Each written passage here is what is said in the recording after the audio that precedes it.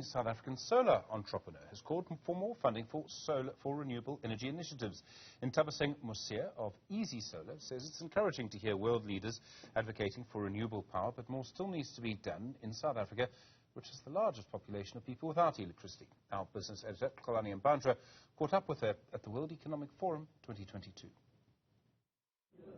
The World Economic Forum in Davos, Switzerland, has been about many things, but one of the focus areas has been about energy security. And one of the Schwab Foundation awardees is Nthabiseng Mosia. She is the CEO of Easy Solar, and she's been working in many African countries to bring energy, sustainable energy, to the rest of the continent. Thank you very much, Nthabiseng, for joining us. You are an awardee of the Schwab Foundation award for the work that you've done bringing solar energy to people on the African continent. Tell us how your impressions have been about how this particular Congress this year has focused on net zero, climate change, and particularly solar energy. How important is that to you? Yeah, thank you so much for having me. I think it's been a really interesting Davos, and it's great to see, climate justice and talk about the transition forefront of the agenda. But I think, what's really important to me is that while we're thinking about environmental impacts, we don't think about the 700 million people we've left behind in the modern world. So there's 75% of those people live in sub-Saharan Africa. So those are people who are off the grid, in the dark. And we have the technology, we have the finance, and we have the policy. We know we need $35 billion a year, and my company is working to address that gap, and we know we can do it with solar technology because you can rapidly deploy it at scale for the world's poorest.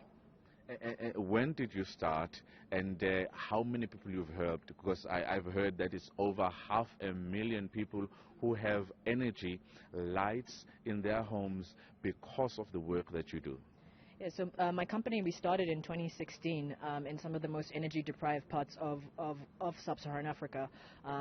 And so far we've reached 750,000 people, employing 800 people while doing that. And that's because we go all the way to the last mile. So we really are focused on rural consumers who don't have formal access to the grid. And we see the impact that energy has in people's life, from safety, security, education, being able to start businesses or keep your business open for longer.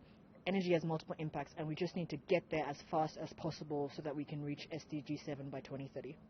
Nthabiseng, a lot of people, some people believe that solar energy is quite expensive and it's unaffordable. Is it really the case, or how are the payment methods? How does it work?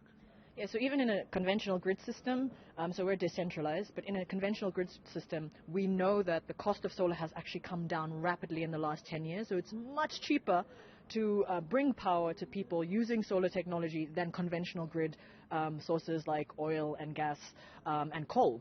So the economics already make sense. And for us, you can actually deploy a solar system and finance it over time because there's smart technology in these systems that allows you to finance it on a rent-to-own sort of pay-as-you-go basis, which gives people that financial security that you can pay it at the level your pocket can afford.